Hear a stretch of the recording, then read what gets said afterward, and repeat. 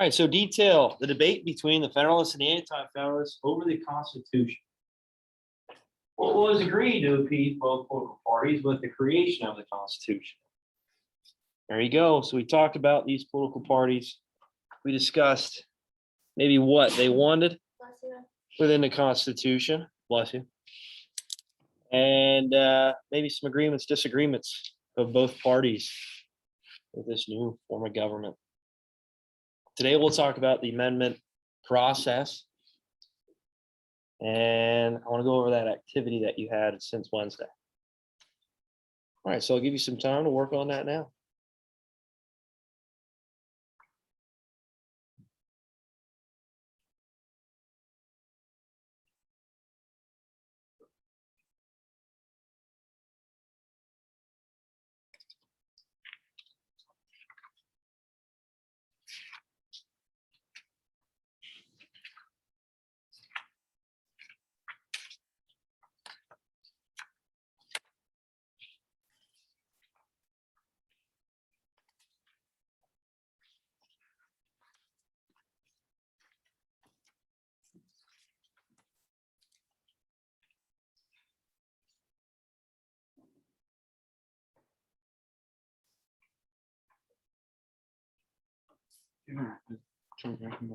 What? Give an iPad trigger bar. Yeah.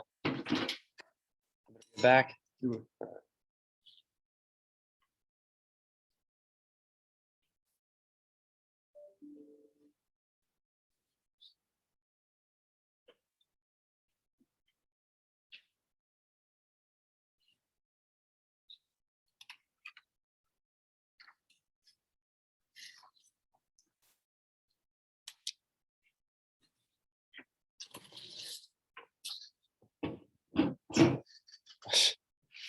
Way to go, Ram.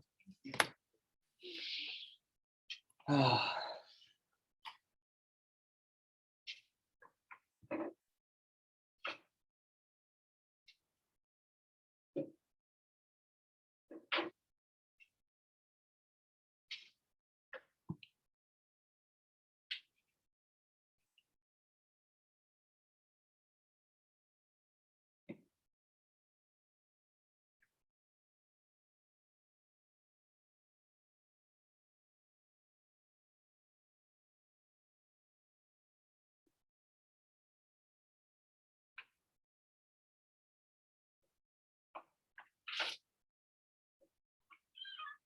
Oh, look at this guy.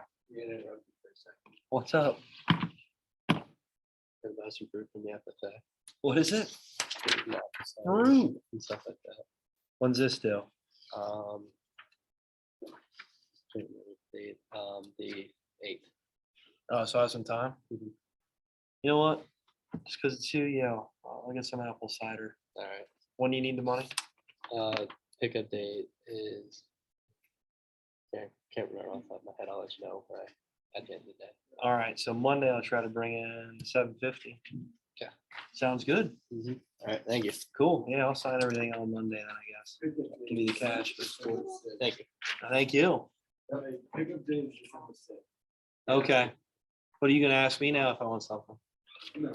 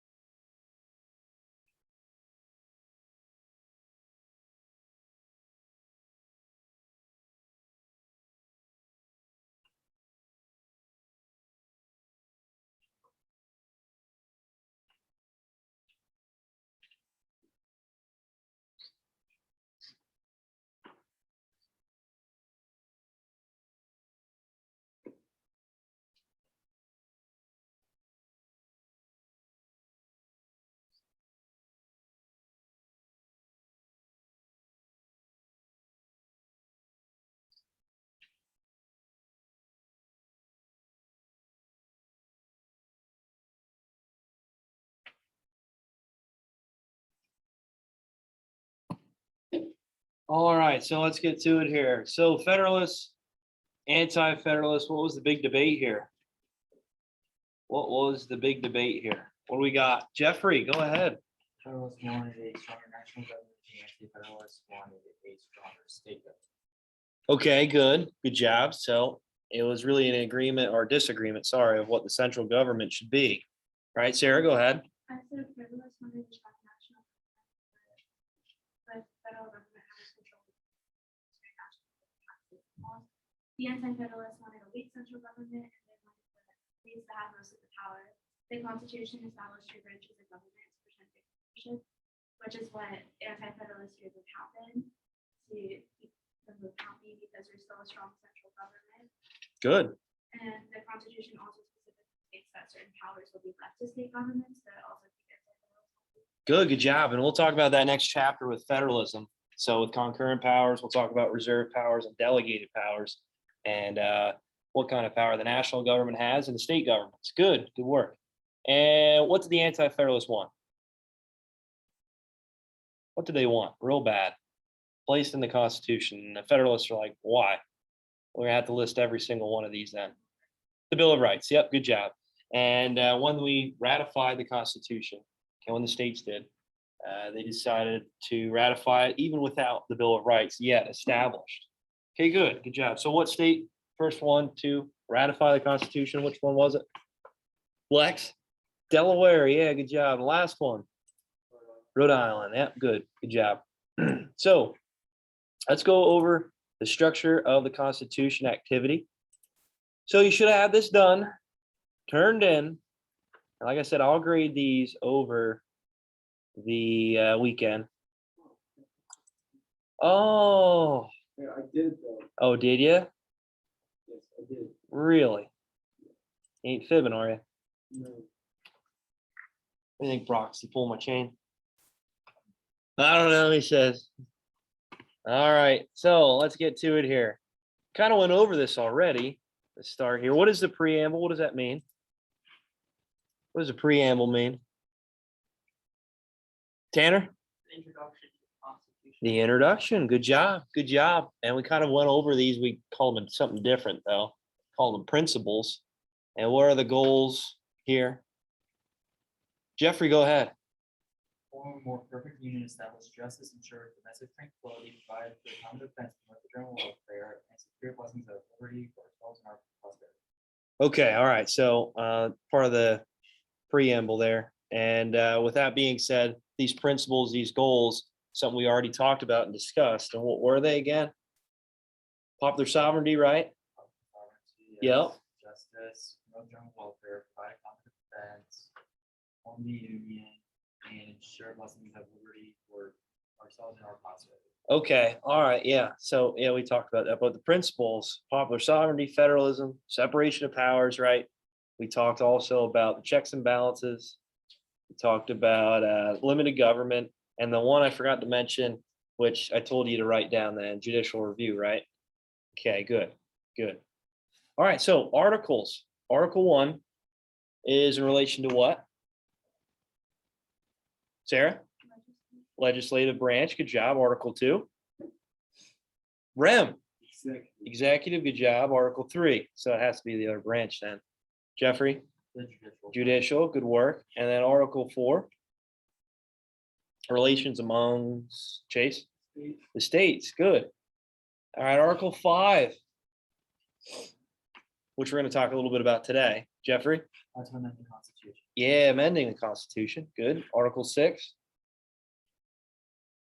We have for Article 6 here, Chase. Constitution. Okay, yep, so how that's supremacy clause, the supreme law of the land, referring to the Constitution, good job. And finally, which we're going to mention a little bit about today as well, Article 7, Tanner? Ratification. Yeah, ratification process, good job. And there's multiple ways really how that happens, but there's only 2 ways that occurred, and we're going to talk about that more today. And it was only one amendment where it occurred differently, but we'll talk about that. So Amendment 1, we know this one, of the Bill of Rights, the first 10 amendments. Sarah? And of religion, prohibiting the free exercise thereof or of religion, freedom of speech or of the press or the right of the people feasibly to assemble and to petition the government for redress. All right, good job, good job. So freedom of speech, press, religion, assembly, okay, petition the government, good work. So Amendment 1, freedom of speech, okay, and what I've said before. I forgot all about it. It's in the back of the room too. If you guys ever, gotta check on the Bill of Rights. There's right above Carla's head, the Bill of Rights. All right, Amendment 2, what do we have here? Go ahead, Rem.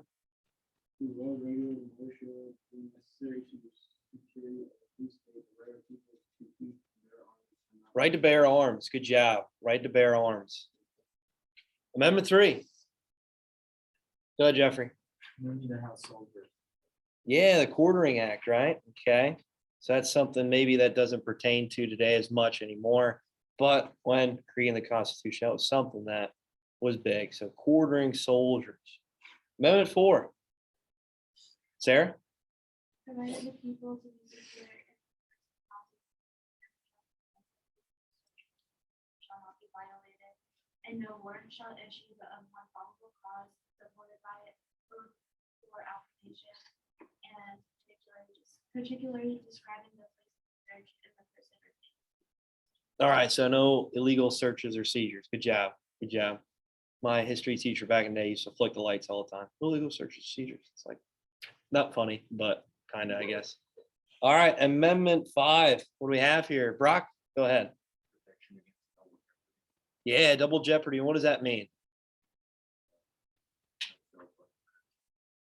Okay, all right. So what double jeopardy is that you can't be trialed twice for the same crime.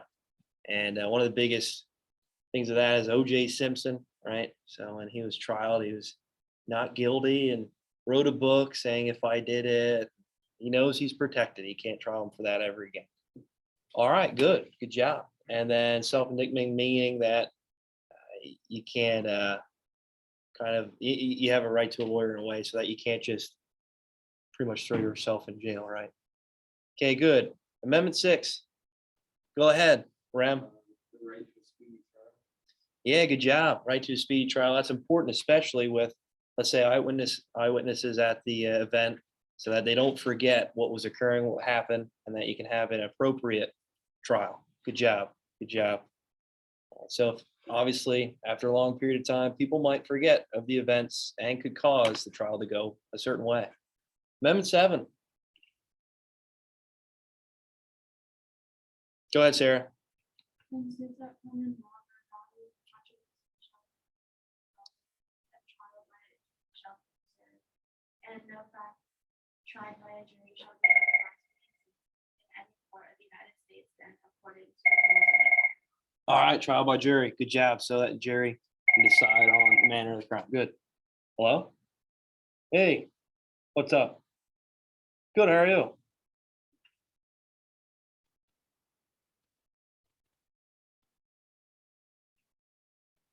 Oh, okay.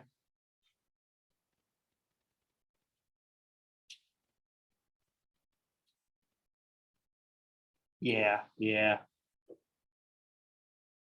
Yeah, that's the biggest thing. I mean, there for a while. I didn't see her for a couple weeks. So, and she's been better though.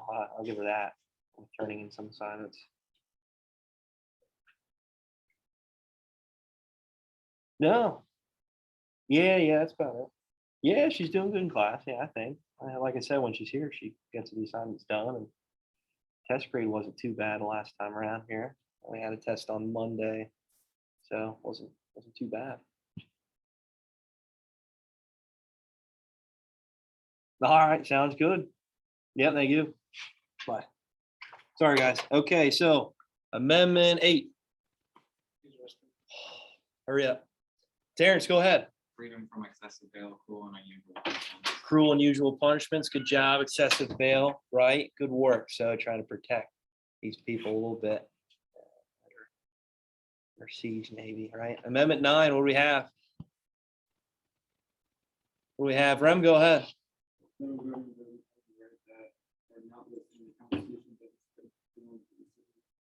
Yeah, good job. So pretty much specifically stating that anything that's not stated here rights that are implied to the people that, obviously it might not be stated, but hey, there's other rights that are given to the people. Good. And Amendment 10. What do we have, Jeffrey? Go ahead. Powers are reserved by the states. Good job. Good job. So reserved powers, talking about powers that maybe not be, that might not be specifically stated here in the Constitution, that they're reserved to the states. And again, when we talk about federalism and reserved powers, they are reserved for the states. Good. All right. So number 4 here. Position of senator, president, judge, representative, age qualification, citizenship qualification, residency qualification. Let's get to it here. So let's start off with U.S. Representative. Jeffrey, go ahead. Must be 25 years or older of age. You must be a Good. citizen of the United States for 7 years, and you must be a resident of the state that you are running for. Good job. Good job. So U.S. Representative, 25, state in which you're elected, 7 years. Good. What about senator? Go ahead, Tanner. You must be over the age of 30. Good. You must have been a citizen for 9 years and Good. you must be residing in the state that you're running in. Awesome. Good work. President. Sarah. You must be 35 and have 14 years. Good work. 35. Nice. Okay. Who's the youngest president? Who was it? Sarah? The youngest? No. Tanner? JFK, He was close. Tanner? Theodore Roosevelt. Teddy Roosevelt. Yeah, good job. JFK was right after him at 43. Good job. Roosevelt was 42. Good. Federal judge, last one here. Go ahead. Jeffrey, go ahead. There is no age qualification required to be a Good. federal judge. There is no citizenship required to be a federal judge, and there is no residency qualification. Look at that. Good work. Good work. Awesome. All right. So number 5 here, method of selection, term of office. Let's start off here with U.S. Representative. Go ahead. Jamie? elected by legal votes. Okay. Yeah. And term of office? For U.S. Representative? Isn't it 2 years? 2 years. Good. Senator? Jeffrey?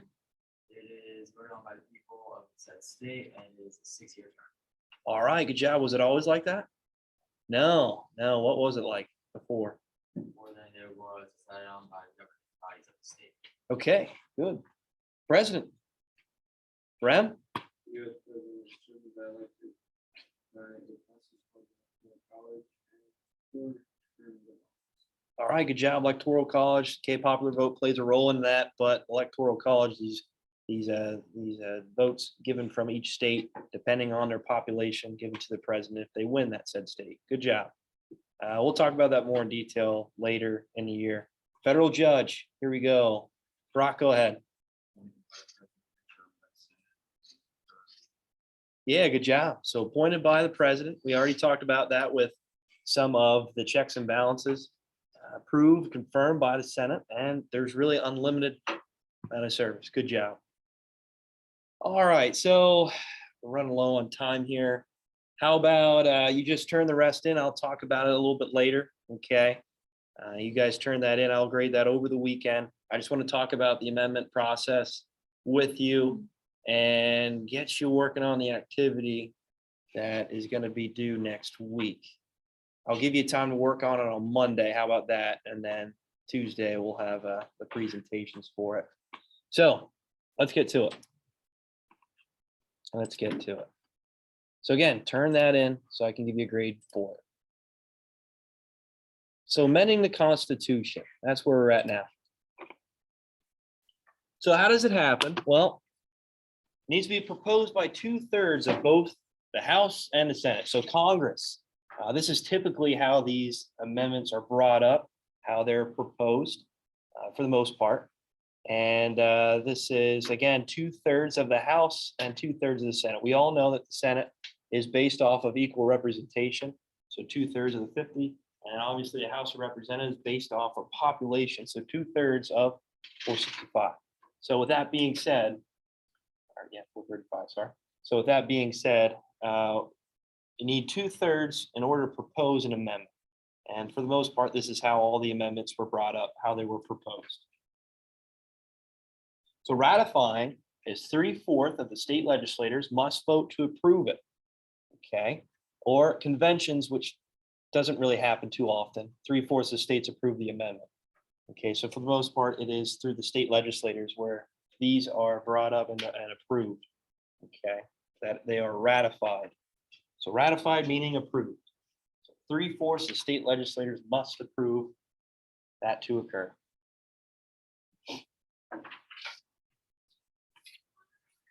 Just talking about the amendment process here. So again, 2/3 to be proposed, right?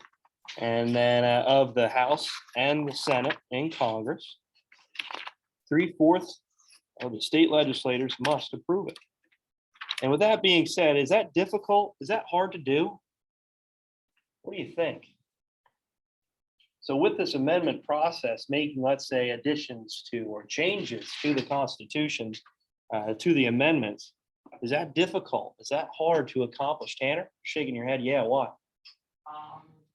Because depending on how many Democrats or Republicans are in Congress or the House, Oh, did I go too fast here? Go ahead, sorry, Tanner. depending on how many Republicans or Democrats hold the majority of the House or Senate, depends on what goes on. Yeah, good job, good job. So depending on the political party, this is going to be very difficult to accomplish, to pass an amendment. And there's a reason why. There's how many amendments? How many are there? 27, good job, 27. It's only been 27. And for the most part, a majority of them came right from the beginning when the Constitution was created and after the Civil War. Yeah, there's here some scattered towards the end, during the Great Depression, right after World War II. But for the most part, it was right in the beginning. And the first 10 amendments were obviously approved, the Bill of Rights, and moving closer towards the Civil War, we see a lot of amendments being ratified and pushed out, and towards World War II during the Great Depression. Good. And there's a reason for that, though, right? There's a reason why it's difficult to amend or try to, let's say, change the Constitution, because, well, this is supposed to be a lasting, long-lasting structure. And making sure that one political party, if they do have control of, let's say, the legislative branch, it's difficult to amend or pass or change the Constitution. Okay, again, the branches of government, and realizing that this should be a long-lasting government, that this should be a long-lasting Constitution. And it just can't be scrapped by one political party or skewed to one political agenda, right? All right, so here's kind of a picture of what I was just describing, what I was just stating. And for the most part, we see, like I mentioned, a lot of amendments being proposed and passed through this traditional way. Okay, so 2/3 brought up, like I mentioned, by Congress, must be approved by the House and the Senate, and ratified by 3/4 of the state legislators. That again happened for 26 of the 27 amendments. Okay, there's only one where it was a non-traditional route. Does anybody know which one it was? So it was actually brought up by Congress, proposed, but it was actually amended through a different method, which was by 3/4 of state conventions. Does anybody know which amendment that was? It was just one of them. That was it. Like I mentioned, all of them, 26 really, were proposed, all of them were proposed by Congress and passed, ratified by 3/4 state legislators. Well, just one of them was amended through the 3/4 of the state conventions. Anybody know? Want to give it a shot anyway, Terrence? You're close. Tanner? The 24th. No. Chase? 20. The 21st. The 21st Amendment. Anybody know what the 21st Amendment is? We just talked about it in my American history class in chapter 1. We'll talk about it more when we get to the 1920s and the 1930s. Something happened in America where not too many people were happy with it. Brock? Yeah, with prohibition, good job. So the 21st Amendment repealed the 18th Amendment, which was prohibiting the sale, transportation of alcohol. So that was the only amendment, like I mentioned, that was proposed. all of them were proposed by Congress, but actually was ratified, passed by state conventions. So that's unique. That's something interesting to note. Okay, again, all of them really passing through that traditional proposed by the Congress and ratified by the state legislatures. There you go. So again, this is kind of describing a little bit more in detail of the ratification process. All right, is there any questions on amendment process? We good? All right, so make sure again that structure of the Constitution is turned in. If not, obviously I can't give you a grade for it. So make sure that's turned in. I know it was due, I think, at the start of, well, sorry, the end of class today, so it needs to be turned in. All right, real quick, the amendment activity I have for you.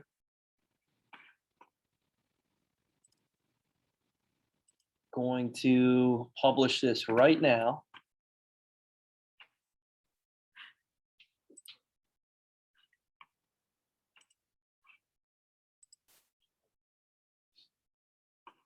So looking at all the amendments, which is something you need to know, we'll have a quiz on it next week.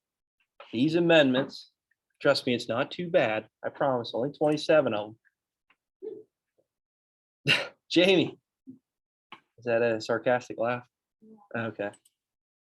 All right, so analyzing the amendments here, this will get you in diving into more of what these amendments are all about. We already know the first 10, we went over them, but that structure of the Constitution. And with that activity actually explains more of them. So you're going to be grouped into small groups, 3 to 4. So again, as a group activity. If you want to, you can just partner with one other person. That's fine too. So you're going to be analyzing 27 amendments to the Constitution. Okay, there's going to be several things you have to do. So number 1, discuss and choose 7 amendments that your group deems as being non-essential. Which ones offer the least amount of benefits to the American population as a whole? Okay, so you're going to decide on 7 of them that are like, you know what, this really doesn't make sense. Okay, this is something that maybe we need to change or alter. And with Thomas Jefferson especially, he thought that there should be a limit on certain laws and amendments every 19 years. He believes that government should be for the living, not for the dead. All right, so obviously our Constitution has lasted this sustained time, right? Close to like 300 years. So with that being said, some of these amendments maybe not pertain to today's life, okay? And I think I already kind of hinted on one, the third quartering act, like, come on now, it doesn't really pertain. Sarah? Is there a way you can work on it? Because I'm going away. Oh, that's right, you said you were going And away. I'd really prefer to, like, add it if Yeah. there's an analysis. That's fine. Yeah, that's fine. Okay. All right, and then step 2, discuss and choose the next 10 amendments that are solid, but not necessarily essential to the overall good of the populace. So that are kind of in the middle. All right, say you discuss and choose 10 amendments that you think are absolutely essential to the overall good of American populace as a whole. So again, probably following with number 1, 2, maybe, right? And deciding on those amendments. Again, it's your decision, whatever you think is essential. All right, so then number 1, you'll need to provide 3 separate lists of amendments you choose as non-essential, solid, or most important. So just a little bit more in detail explanation of them. So you might have them listed, but for 5 of them, you have to express why. Okay, top 5, same thing for number 2. And then number 3, you're going to come up with some images. Okay, discuss them a little bit more in detail and obviously show them and how they may be expressed. So if you can find a picture of certain times where this is essential, that would be great. So maybe events in American history that represents these amendments. All right, that's what I'm looking at right there. So again, this activity is essential because you're researching these amendments. And I think it's important too, because Thomas Jefferson literally said that maybe after 19 years, we should reconvene and discuss the importance of these laws and amendments, because again, it's supposed to be for the living, not for the dead, right? After time goes by, some of these amendments, some of these laws might not be suited for people. But I think we all can agree that the Constitution is a structure, is a framework, is the most important piece of paper that ever been written on, ever in human existence. It gives the people freedom. All right, so that's all I have for today. And I'm going to play Trojan News Network.